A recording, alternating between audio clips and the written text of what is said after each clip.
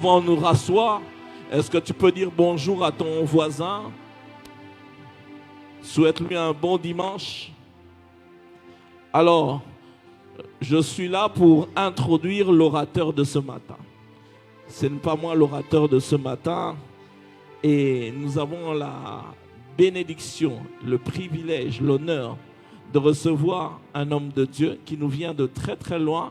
Il nous vient de là où une partie du Congo où la terre nous donne tellement de richesses. Tellement de richesses. Mais une des richesses que ce coin du pays nous donne, ce sont aussi les hommes. Et particulièrement les hommes de Dieu.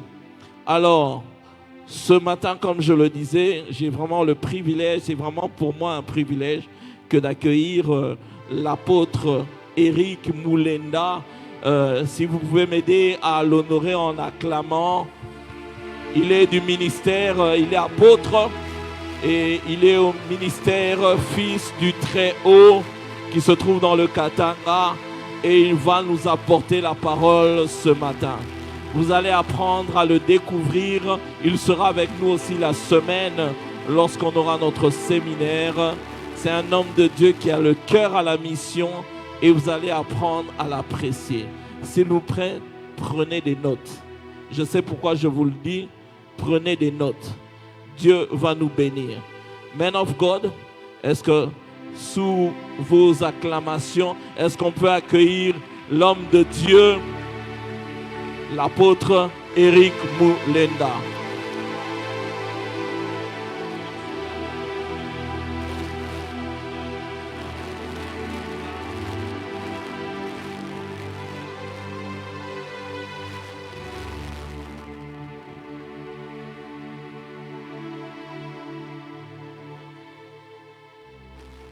Alléluia. Alléluia.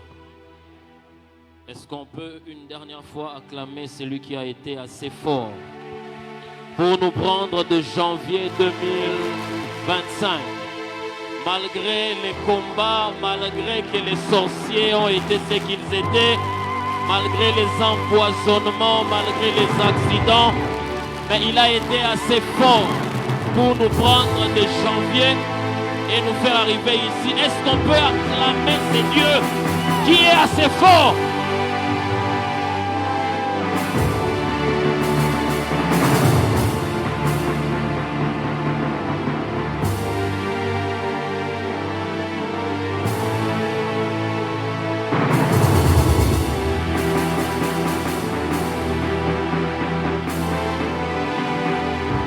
Lorsqu'un joueur marque un but pour faire gagner son équipe, les supporters s'élèvent et acclament.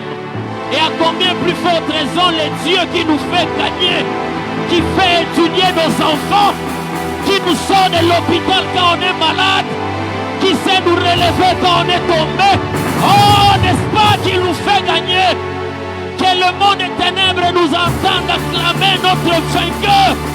Qu'ils attendent acclamer le roi de rois. Alléluia. Amen, amen. Merci beaucoup.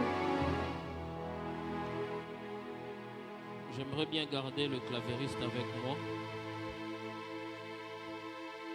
Je dis merci à Dieu pour ces instants qu'il a rendus possibles.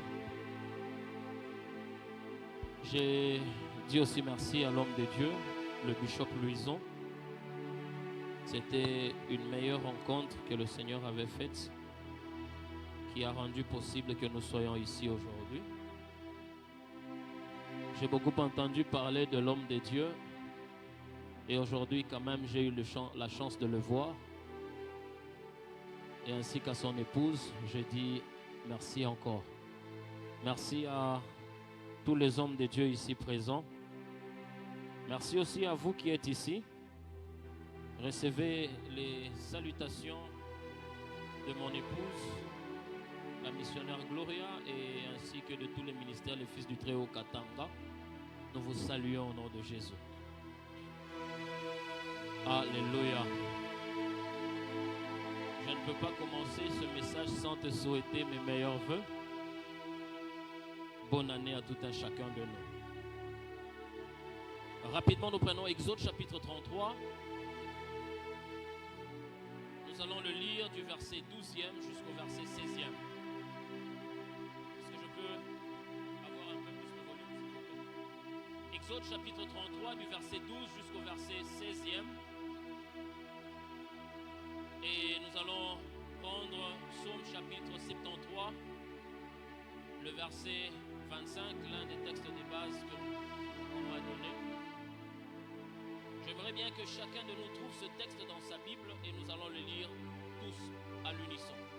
Exode chapitre 33, 12 à 16. Est-ce qu'on peut se tenir debout chacun dans sa Bible et chacun selon sa version? Est-ce que nous pouvons ensemble lire ce texte?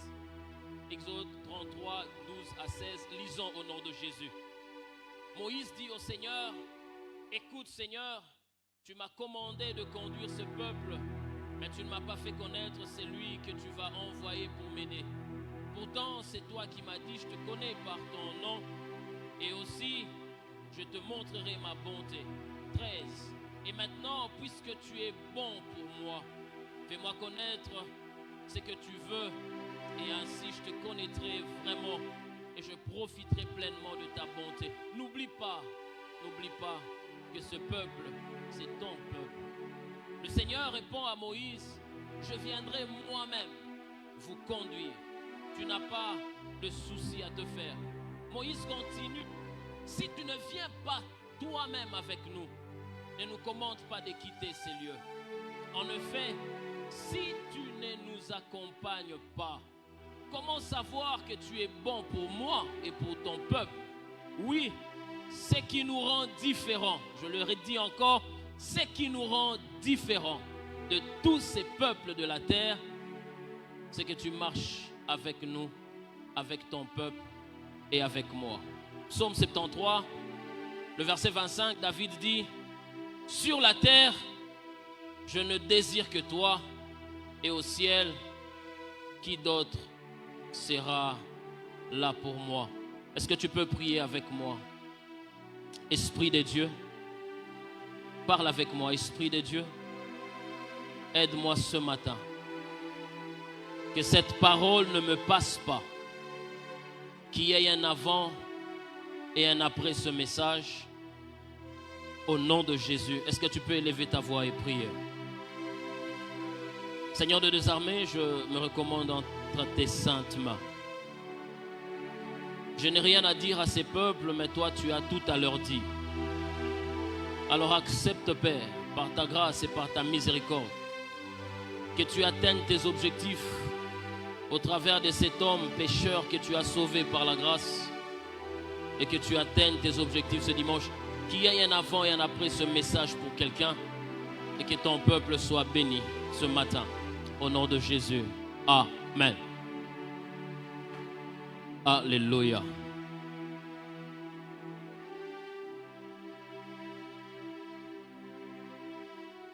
Il y a un chef d'État qui a dit dernièrement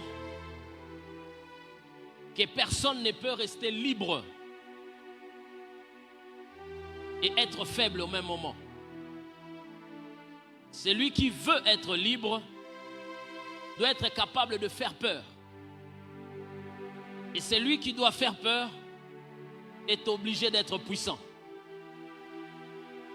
Parce qu'en vérité, je vous le dis, on le dit que la vie est un combat. Et ce monde n'a pas de place pour les faibles. Le statistique de l'année passée nous donne 8 milliards 269 405 et 700 habitants sur la planète Terre. Répartis dans 7 continents, avec l'Asie qui a à lui seul 59%. C'est-à-dire plus de la moitié de la population se trouve en Asie. L'Afrique vient juste après avec 19% et les autres vont se partager le pourcentage. 8 milliards d'habitants avec 50% d'hommes et 49% de femmes. Permettez-moi de vous dire à l'entrée de ce message que tous ces 8 milliards de personnes ont commencé cette année avec une détermination de réussir. Tout le monde a commencé cette année avec une détermination de dominer, de s'imposer. N'est-ce pas que tous sont créés à l'image de Dieu? Et créés à l'image de Dieu, nous sommes créés pour dominer. Donc il n'y a personne qui pensera être dominé par l'autre. Tout le monde, d'une manière ou d'une autre, s'est engagé à dominer cette année. J'étais en train de te signifier que réussir, ce n'est pas une mince affaire. Réussir dans la vie, c'est un parcours du combattant. C'est une guerre. Parce que, comme on le dit en lingala, tout le monde est venu pour réussir. Tout le monde se bat pour réussir. Tout le monde travaille pour réussir. Ne dit-on pas que la vie est un combat? Et j'irai plus loin pour dire certainement, celui qui est faible sera dominé par celui qui est fort. Et c'est ça la logique, c'est ça la loi de la nature. Le faible s'est fait manger par le fort. Celui qui n'a pas suffisamment de force se fera écraser par celui qui est puissant. C'est comme ça que même dans le psaume, Dieu dit, il t'ordonne d'être puissant. Parce que Dieu sait que dans la vie, c'est un rendez-vous de force.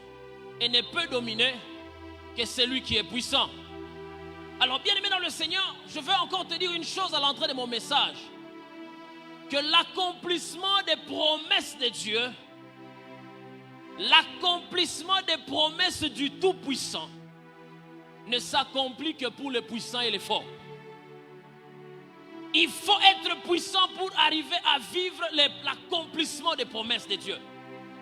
Lorsque tu essayes de comprendre avec moi, ils ont reçu la promesse de Dieu, ils sont sortis de l'Égypte.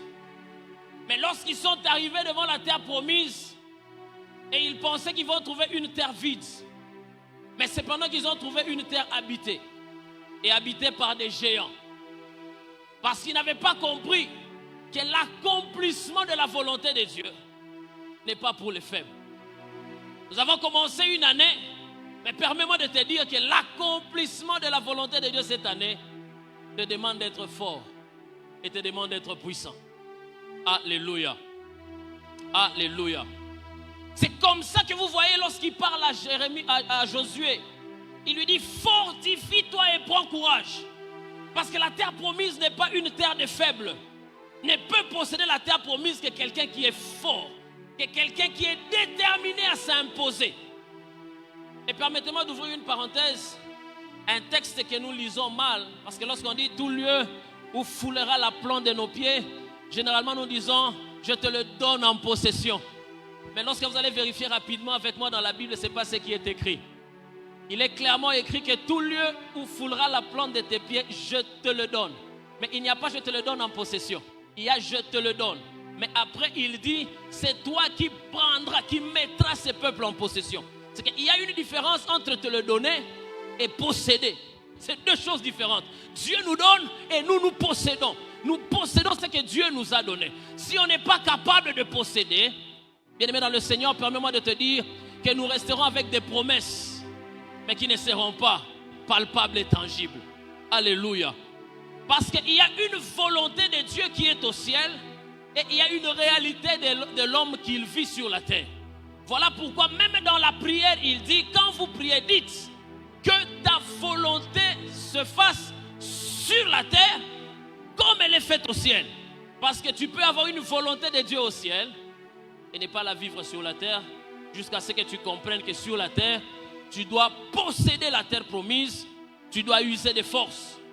Un Bartimée qui veut voir doit être fort parce qu'il va crier et il va rencontrer l'opposition. Et s'il est faible, Jésus passera et il ne verra pas. Mais cependant que c'était son moment de voir, c'était son instant où il devait voir, mais un instant qui le passe. Une femme à la perte de sang restera avec sa perte de sang tant qu'elle ne comprendra que lorsque Jésus est en train de passer, c'est mon temps et je dois être fort, je dois être puissant. Je tiens à dire à quelqu'un, c'est ton année, mais cette année te demande d'être fort et d'être puissant. Parce que l'accomplissement de la promesse de Dieu ne s'accomplit que pour les forts et pour les puissants. C'est possible que tu te retrouves au bon endroit, au bon moment, et c'est la saison, mais à la fin, le ciel dit, tu as raté le temps de ta visitation. Pourquoi? Parce que tu n'as pas été suffisamment fort pour posséder ce temps. Alléluia. Alléluia. Bien-aimés dans le Seigneur, le texte que nous venons de lire,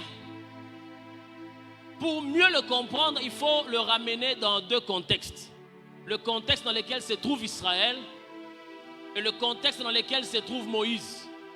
C'est alors qu'on va comprendre la prière que Moïse est en train de faire quand il dit à Dieu, si tu n'es pas avec nous, ne nous fais pas sortir d'ici. Alors le premier contexte à comprendre, c'est le contexte dans lequel se trouve Israël. Ces peuples que nous savons généralement viennent d'être libérés de l'Égypte et est en train d'aller vers la terre promise. Il est en train d'aller vers l'accomplissement de la promesse de Dieu. Mais curieusement, lorsque nous lisons le chapitre avant, celui que nous venons de lire, il y a une situation bizarre qui va arriver. C'est quoi la situation bizarre? C'est qu'un veau d'or sera fait. C'est que le contexte dans lequel Dieu est en train de libérer le peuple et d'aller dans la terre promise, qui va pousser Moïse à faire cette prière, est précédé du contexte du veau d'or. Qu'est-ce qui a poussé ce peuple à faire le veau d'or? Qu'est-ce qui a poussé ce peuple à fabriquer ses dieux au-devant de lui? Le peuple était habitué à avancer. Le peuple est pressé d'avancer. Parce que le peuple veut palper la bénédiction de Dieu. Le peuple veut palper l'accomplissement de la promesse de Dieu. Ce qui est nécessairement légitime. Qui ne veut pas palper la promesse de Dieu? Le peuple veut continuer à avancer. Mais c'est pendant qu'au chapitre 32, Dieu va arrêter le peuple quelque part. Et Moïse sera sur la montagne avec Dieu pendant un laps de temps. Mais le peuple est habitué à avancer. Le peuple, lui, veut avancer. Mais il se rend compte qu'il n'avance pas. Cette année, nous avons besoin d'avancer. Nous voulons que notre ministère aille de l'avant. Nous voulons que nos commerces puissent aller de l'avant. Nous voulons que notre vie puisse aller de l'avant. De la même manière que Israël a voulu continuer à avancer, mais il s'est rendu compte qu'il était stagnant pendant plusieurs temps. Bien-aimé dans le Seigneur, je veux te dire en ce moment que la plupart des enseignements que nous avons reçus nous a mal fait comprendre le temps. Il y a des moments où ce n'est même pas les démons, ce ne sont pas les sorciers, mais c'est Dieu lui-même qui t'arrête. Mais malheureusement, lorsque nous nous arrêtons, c'est toujours la pensée qui est tournée vers le combat. Toujours la pensée qui est tournée vers le diable. La pensée qui est tournée vers Satan. Mais nous oublions aussi que Dieu peut arrêter notre marche. Alléluia.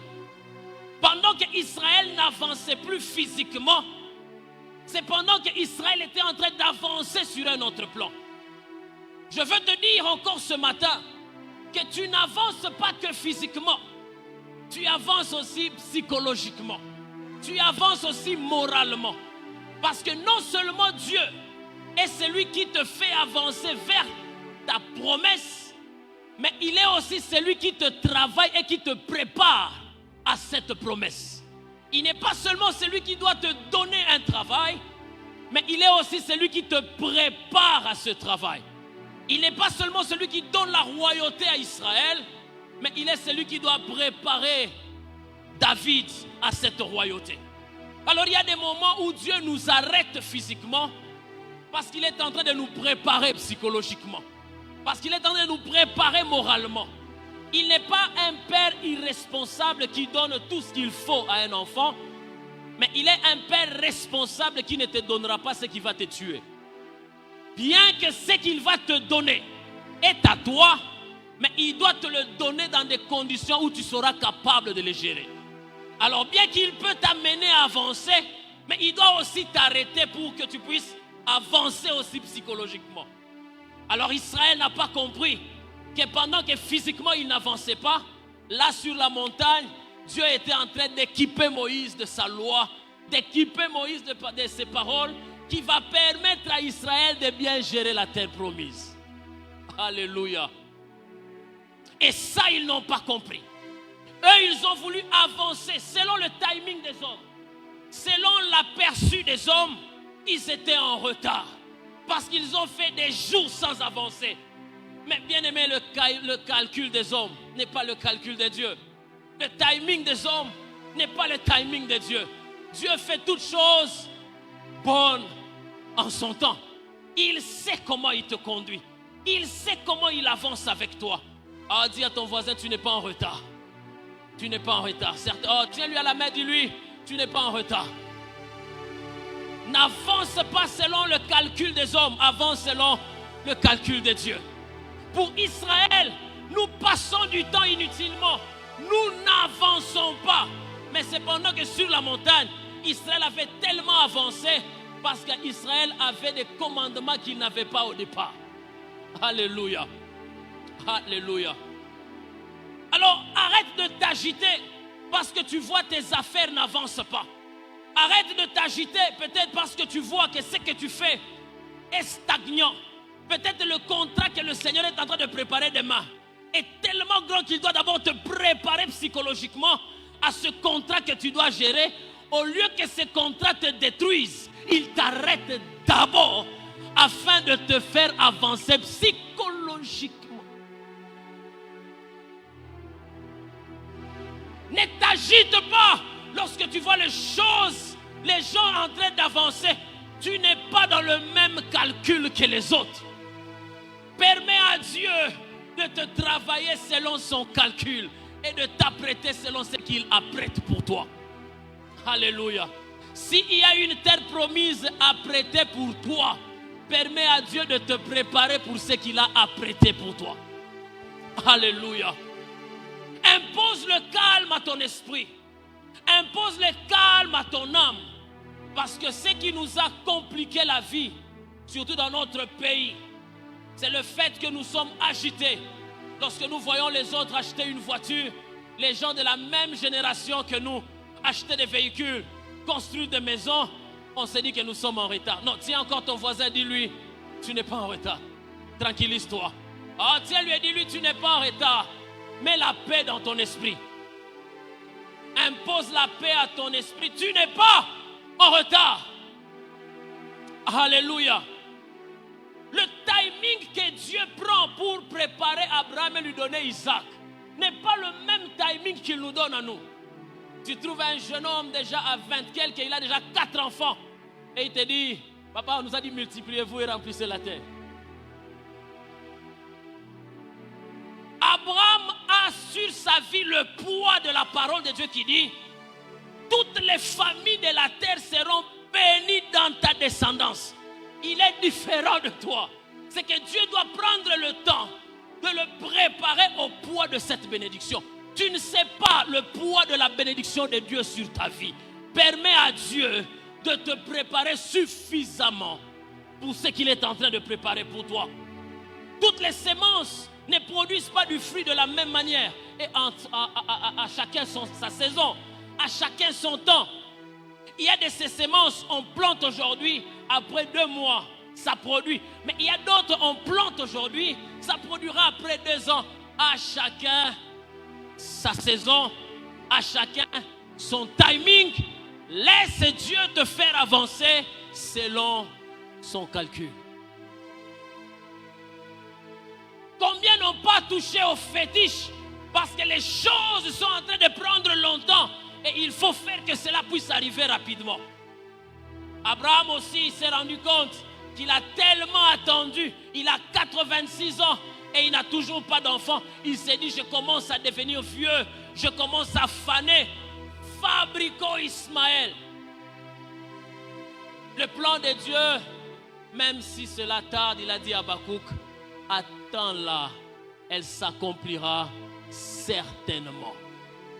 Quand il prend du temps, il sait le pourquoi il prend du temps. Laisse Dieu te faire avancer selon son timing et non pas selon les timings des hommes.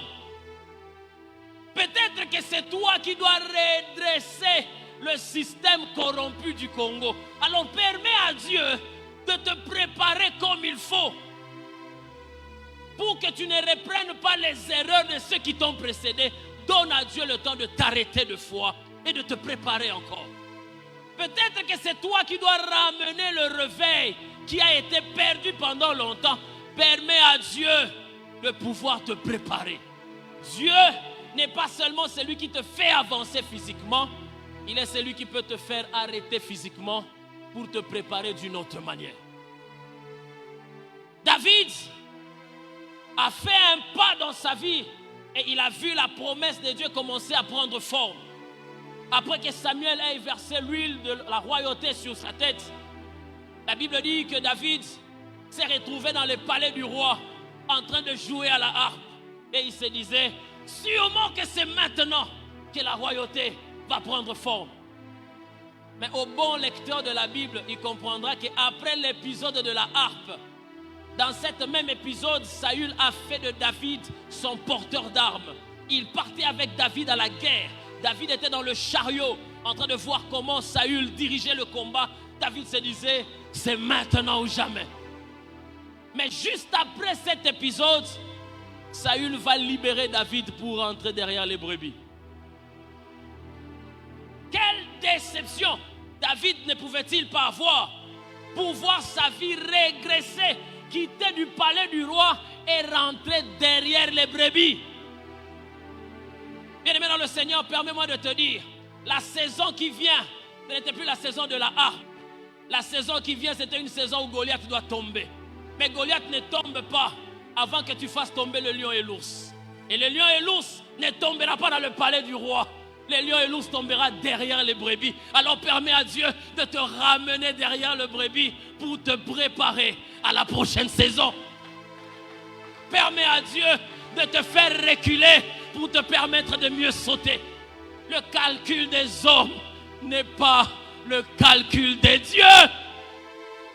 Quand tu penses que tu es en train de reculer, fais confiance en l'Éternel. Il sait ce qu'il fait avec toi. C'est une fois, il était en train de paître encore les brebis. Son père vient lui dire, il y a guerre là-bas. Il faut que tu ailles déposer le pain. Et quand il arrive, il voit Goliath. Il dit, est-ce que je peux me battre? On dit, non David, on te connaît comme joueur de la harpe. Et David dira, non, la saison a déjà changé parce que j'ai déjà préparé à cette saison. Le lion et l'ours sont déjà tombés. Ah, alors tu es qualifié pour la nouvelle saison. Est-ce que tu peux permettre à Dieu de te qualifier pour la saison qui vient en t'arrêtant un tout petit peu? Est-ce que tu peux permettre à Dieu à te préparer pour la saison qui vient en te faisant un semblant de recul? Aujourd'hui, quand on voit comme si la vie recule, on commence à créer les artifices pour réussir. N'est-ce pas qu'on a commencé l'année en criant année de remontada, année de prospérité. Et quand on voit que c'est le contraire de ce qu'on a déclaré, on commence à chercher les artifices. Dieu te fait avancer physiquement, mais il sait aussi t'arrêter pour te préparer à ce qui t'attend demain. Que des jalousies et de rivalités. Pourquoi il y a des poisons aujourd'hui? Pourquoi il y a tout ce qu'il y a aujourd'hui? C'est parce que lorsqu'on regarde l'autre, il semble avancer et nous ensemble n'est pas avancer. Non, si encore ton voisin dit lui, tu n'es pas dans le même calcul que moi. Ne me jalouse pas. Ton calcul n'est pas mon calcul. Ce que Dieu doit faire avec toi n'est pas ce qu'il va faire avec moi. À chacun son temps, à chacun sa saison. Quand je lis les Actes des Apôtres, ils étaient tous dans la chambre haute. 120 dans la chambre haute. Et parmi lesquels il y avait 11 apôtres que le Seigneur avait laissés. Et on a augmenté un 12e. Des gens qui savaient prêcher. Des gens qui savaient chasser les démons. Rappelez-vous, il les a envoyés et ils ont chassé les démons. Ils sont rentrés en disant, même les démons nous sont soumis. Des gens qui étaient capables de commencer le service. Mais lorsque le Saint-Esprit est descendu sur tout un chacun d'eux, des langues de feu sur tout un chacun d'eux, ils ne se sont pas battus pour parler. Ils se sont reculés et ils ont laissé Pierre parler. Pierre est passé et Pierre a fait une prédication. Oh Seigneur, donne-nous cette capacité de prêcher et d'avoir 3000 âmes qui peuvent se repentir en une seule prédication. Et pendant qu'il faisait cela, Jean était à côté en train de dire: waouh, quel prédicateur! Jean ne l'a pas jalousé pour dire: moi aussi j'ai reçu la langue de feu, donnez-moi aussi l'espace, j'ai envie de parler. Il était calme en train de regarder la saison de Pierre. Il dit: waouh, quel prédicateur! Et après cette saison, ils partaient, les deux, ils étaient en train de partir à Samarie parce que la bonne nouvelle était déjà prêchée, mais le Saint-Esprit n'était pas encore descendu. Et quand ils sont arrivés, Pierre a imposé les mains et le Saint-Esprit est descendu. Philippe, qui avait prêché, n'a pas dit: oh non, laisse-moi aussi le faire. Non, il a regardé Pierre, il a dit: waouh, quel serviteur! Le chapitre 3, il partait avec Jean au temple, non pas pour aller servir, mais pour aller offrir. Mais arrivés, ils ont trouvé une situation et ils ont dit: ni or ni argent, je te le dis, lève-toi et marche. Oh, Jean encore regardé Pierre, il a dit: quel prédicateur! Dans les Actes des Apôtres, on a divisé ce livre entre deux personnes, Pierre et Paul. Mais où est Jean? Où est Jean pendant tous ces temps? Pierre va même mourir, Paul va mourir, les apôtres vont mourir. Et le dernier apôtre à rester, c'est Jean. Vers l'an 100, lorsque Jean va ouvrir sa bouche pour parler, il dit: écrit à l'ange de Laodicée, j'ai vu l'Éternel sur le trône. Des choses que Pierre n'a pas vues. Jean pouvait voir le trône de Dieu. Il pouvait voir les anges autour du trône. Il pouvait voir les 24 vieillards. Des choses que Pierre n'a pas pu voir. Bien-aimé dans le Seigneur, si Dieu te fait attendre, ne panique pas. Laisse les autres travailler dans leur saison. Ta saison est en train de venir. Laisse Dieu te préparer. Laisse Dieu te préparer. Tu ne sais pas à quoi il est en train de te préparer. Tous les autres évangiles qui ont été dits avant ont commencé avec généalogie de Jésus, fils de David, fils d'Abraham. L'autre va commencer, il présente Jésus. L'autre va dire: Jésus est né de Marie. Mais quand Jean va commencer, lui dit: au commencement était la parole. Et la parole était avec Dieu. Et la parole était Dieu. Lui ne commence pas son évangile sur la terre. Il commence son évangile dans le ciel. Mais après combien de temps? Tu n'es pas en retard. Dis à ton voisin: tu n'es pas en retard. Tu n'es pas en retard. Tu n'es pas en retard. Que ton cœur ne se trouble pas. Tu n'es pas en retard. Avance avec le timing de Dieu. Avance avec les calculs de Dieu. Arrête de jalouser. Arrête.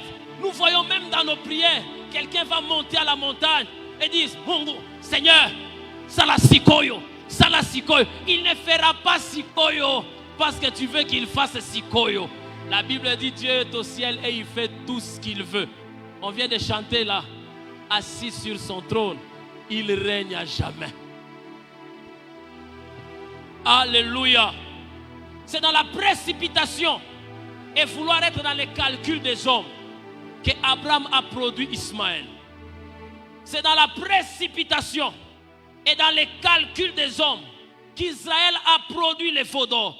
Rassure-toi que le programme de Dieu s'accomplira.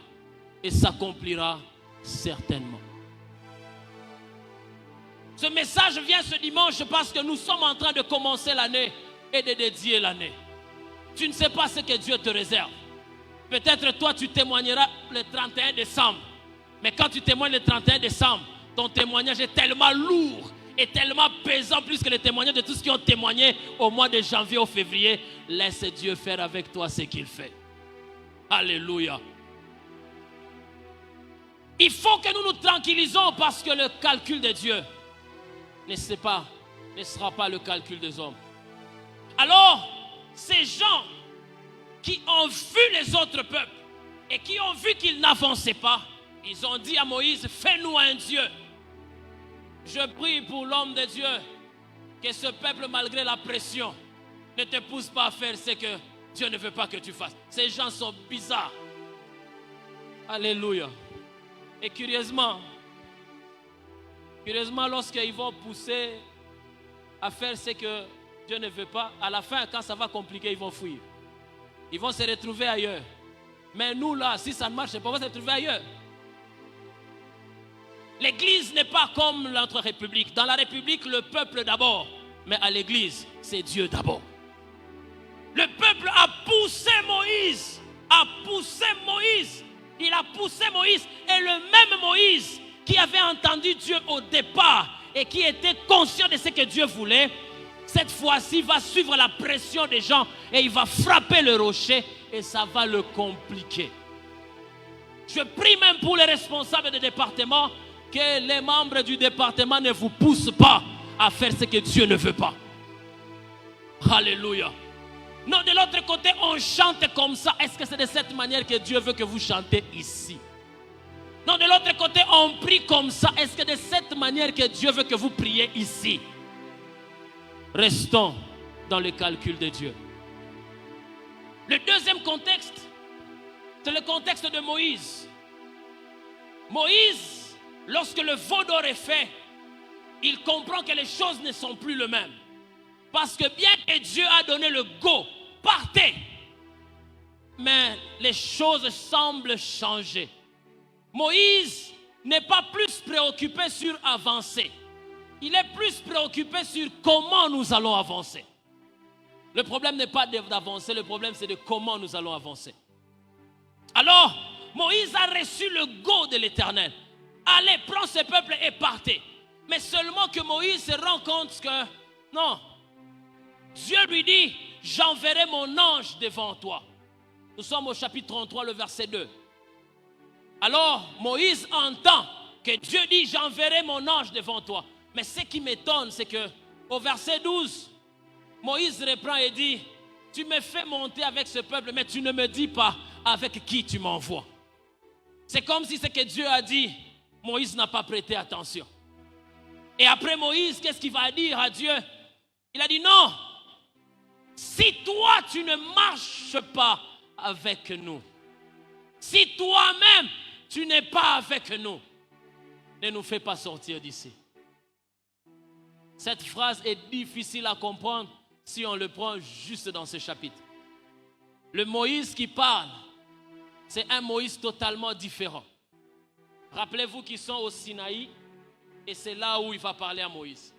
Au même Sinaï, Dieu lui était apparu et lui avait envoyé pour aller délivrer les enfants d'Israël.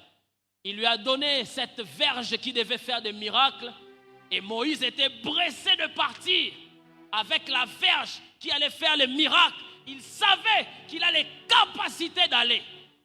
Mais ce Moïse qui prie et qui dit à Dieu, si tu n'es pas avec nous, ne nous fais point sortir d'ici. C'est un Moïse qui a mûri. Un Moïse qui est devenu mature. Qu'est-ce que Moïse a appris que nous apprenons aujourd'hui en chutant dans ce message? Moïse parti avec beaucoup de zèle. Il a fait 9 miracles, des signes et des prodiges en Égypte. Il avait cette ferme assurance que quand je vais faire ces choses, Israël va sortir. Mais malgré 9 plaies, 9 miracles, ces miracles qui ont défié les magiciens, mais le même miracle a aussi défié les dieux, parce que chaque miracle qui était fait touchait un dieu égyptien. Nous en parlerons si on aura le temps une prochaine fois. Alors Moïse a fait des choses exceptionnelles, mais Israël n'est toujours pas sorti. Pour ceux qui suivent le foot, c'est comme une équipe de football qui a tellement fait circuler le ballon, des passes, des dribbles, mais il n'y a aucun but. Tant qu'il n'y a pas de but, vos dribbles sont nuls et sans effet. Mais lorsque on dit à Moïse, prends ta verge, assis-toi chez toi à la maison, prends l'agneau de Dieu, prends Dieu, laisse-lui la première place et laisse-les aller de l'avant. Cette nuit-là, Israël a vécu ce qu'il n'a jamais vécu, parce que le matin, Israël est sorti de l'Égypte avec beaucoup de richesses. Alors Moïse a compris que là où les dons vont échouer, Dieu n'échouera jamais. Les dons peuvent échouer, nos capacités peuvent échouer, nos habiletés peuvent échouer, mais Dieu n'échoue pas. Alors maintenant que tu me dis, partez. Ah non, je ne peux pas partir comme ça. J'ai déjà appris et j'ai compris que les dons, je les avais, mais nous ne sommes jamais sortis de l'Égypte. Les capacités, je les avais, mais ça n'a produit aucun résultat. Les résultats ne sont possibles que lorsque toi, tu marches au-devant de nous. Ce qui nous rend différents, ce n'est pas les dons. Même les féticheurs font des dons. Ce qui nous rend différents, c'est ta présence. Ce qui nous rend différents, ce n'est pas les take-it, ce n'est pas tombe. Ce qui nous rend différents des autres, c'est lorsque nous sommes sûrs que tu es là. Alors, certes, tu as dit tu envoies un ange puissant qui va chasser les Phérésiens et les Jébusiens, mais je n'ai pas besoin d'un ange, parce que même un ange peut échouer. La Bible dit, il descendait à Bethesda, il agitait l'eau, mais il était limité. La personne qui était paralytique ne pouvait pas venir, et lui, l'ange aussi, ne pouvait pas quitter ce travail et partir. Jusqu'à ce que celui-là qui est au-dessus des lois, celui qui est au-dessus des barrières, celui qui est au-dessus des limites, est descendu lui-même. Il est parti là où l'ange ne pouvait pas partir, et il regarde cet homme et lui dit, prends ton lit et marche. Même lorsque l'ange sera limité, toi tu ne seras pas limité. Je préfère avoir de mon côté celui qui est illimité plutôt que d'avoir celui qui est limité. Il pourra faire beaucoup, mais il ne pourra pas faire tout. Le thème de ce matin, pas un pas sans toi. Moïse a compris qu'il pouvait avoir la grâce, qu'il pouvait avoir l'intelligence, qu'il pouvait avoir les capacités, qu'il pouvait avoir les dons, mais le parcours n'aura de la réussite que si lui-même Dieu est avec nous. Aujourd'hui, nous avons changé les choses. Permettez-moi que je le dise. Un enseignement antichrist est entré dans l'église parce que l'esprit de l'antichrist a pour objectif de vider Christ de l'église, de changer Christ par autre chose. Et dans nos églises, nous n'avons d'assurance que Dieu est là, que lorsqu'il y a... Ah, Dieu est là. Quand c'est calme là, Dieu n'est pas là. Élie qui vient de faire descendre le feu du ciel, il a dit le vrai Dieu c'est celui qui se manifeste par le feu. Mais lorsqu'il va à la montagne, le feu est descendu et la Bible dit Dieu n'était pas dans le feu. Il y a eu un grand tremblement, Dieu n'était pas dans le tremblement. Il y a eu un vent violent, Dieu n'était pas dans le vent. Mais lorsque c'était un murmure doux et léger, Dieu était dedans. Aujourd'hui, pour qu'on soit sûr que Dieu est dans les cultes, il faut que les anges soient là, qu'on déploie les anges. Tant qu'on n'a pas encore déployé les anges, c'est comme s'il n'y a rien qui va se faire. Mais on a oublié que celui qui nous a envoyés nous a dit, là où 2 ou 3 sont réunis, moi-même je suis là. Mais on se dit, quand lui il est là, il n'y a rien. On doit encore aller chercher les anges. Qu'est-ce que l'ange fera si Dieu n'a rien fait? Qu'est-ce que l'ange pourra faire? Le roi qui avait la capacité, la femme a crié, roi sauve-moi. Le roi déchire les vêtements et dit, si l'Éternel ne te sauve, qui pourra te sauver? Bien-aimés dans le Seigneur, cette année, nous avons besoin de Dieu et de Dieu seulement. Il nous suffit pour réussir. Il nous suffit pour aller de l'avant.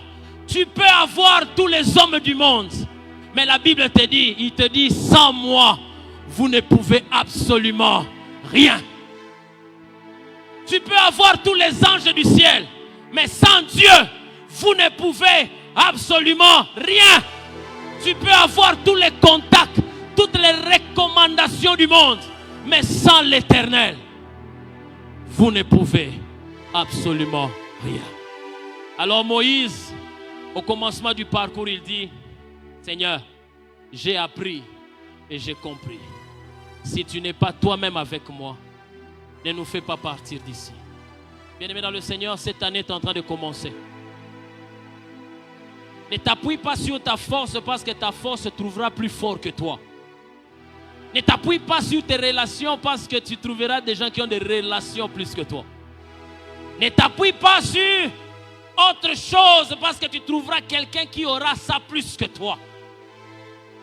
Et c'est là que David va dire, dans le psaume, il dit, après avoir vu tout ce qu'il a vu, après avoir compris tout ce qu'il a compris, il dit, sur la terre, je n'ai que toi. Il est fils de berger. Il est petit-fils d'un berger.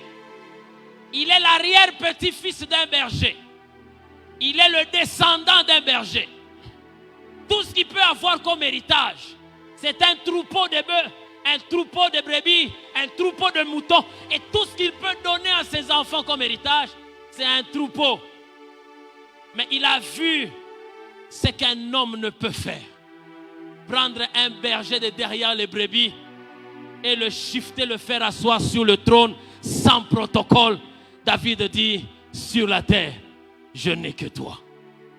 Il a vu un Dieu changer l'héritage de famille dans un troupeau, mais l'héritage passe au trône d'Israël. David dit, qui d'autre ai-je sur la terre si ce n'est toi? Il n'y a que toi qui peux me faire entrer dans une position que même mon diplôme ne peut me faire entrer. Alors cette année, pas un pas sans toi. Il n'y a que toi qui peux me donner un mariage impossible. Une fille qui était orpheline de père et de mère, mais c'est la reine, la femme du roi Assuérus, qui peut lui donner cela si ce n'est l'Éternel des armées. Si ce n'est l'Éternel des armées. Bien-aimé, je disais au début de mon message que la vie n'est pas facile. Pour réussir cette année, nous avons besoin d'être puissants. Mais avec Dieu, qui est puissant? Celui qui est puissant, ce n'est pas celui qui s'appuie sur ses chars. Ce n'est pas celui qui s'appuie sur ses connaissances. Et puissant, celui qui se présente faible devant le Seigneur et dit, pas un pas sans toi. Et puissant, celui qui reconnaît que sans toi cette année, je ne peux rien. Je ne compte que sur toi. Celui-là est puissant. Nous allons commencer cette année, non pas avec un diplôme en main. Bien que David s'avançait avec la pierre devant Goliath, mais il ne dit pas que je m'avance avec une pierre, il dit je m'avance au nom de l'Éternel. Bien que j'ai un diplôme en main, mais je ne m'avance pas cette année avec mon diplôme, je m'avance cette année au nom de l'Éternel. Même si j'ai des gens qui peuvent me recommander, mais cette année, je m'avance au nom de l'Éternel. Est-ce que quelqu'un peut se recueillir dans la prière et dire avec moi, je ne pourrais vivre sans toi, je ne compte que sur toi, mon bonheur se trouve en toi, toi qui soutiens ma foi, je ne pourrais vivre sans toi. Je ne compte que sur toi, mon avenir est entre tes mains. Toi qui soutiens ma foi, je ne pourrais vivre sans toi. Je ne compte que sur toi, mes combats se trouvent en toi. Toi qui soutiens ma foi, je ne pourrais vivre sans toi. Je ne compte que sur toi. Mon bonheur se trouve en toi. Toi qui soutiens ma foi. Alléluia. Pas un pas sans toi. Oh, pas un pas sans toi, pas un pas sans toi. Oui, pas un pas sans toi. Ne me laisse pas marcher tout seul. Ne me laisse pas marcher tout seul. Dis à Dieu, ne me laisse pas avancer cette année tout seul. Je ne veux pas avancer avec mes diplômes. Je l'ai fait, mais j'ai trouvé des recommandations plus fortes que moi. Je ne veux pas avancer avec mes capacités. Mes capacités sont limitées. Sans toi, je ne suis rien. Sans toi, je ne peux rien. Je veux avancer cette année avec toi. Pas un pas sans toi. Je veux dépendre de toi pour mes choix. Je veux dépendre de toi pour mes décisions. Même la décision qui paraît faible, je veux dépendre de toi. Même la décision qui paraît facile, je veux dépendre de toi. Je veux prier et chercher ta face.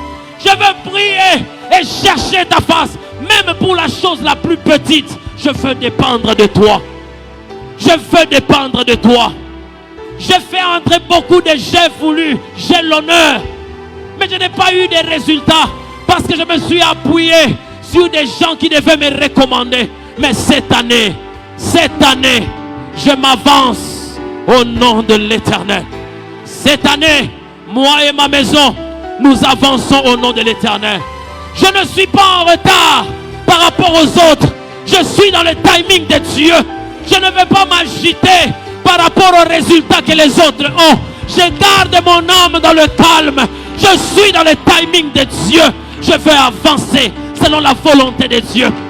Même lorsque je n'ai pas le mariage avec l'âge que j'ai, je garde espoir parce que je suis dans le timing de Dieu. Mon mariage n'est pas le mariage des autres. Même si je n'ai pas encore un ministère fort comme celui de ma génération, mais je garde le cap. Je reste dans les calculs de Dieu. Je reste dans le calcul de Dieu.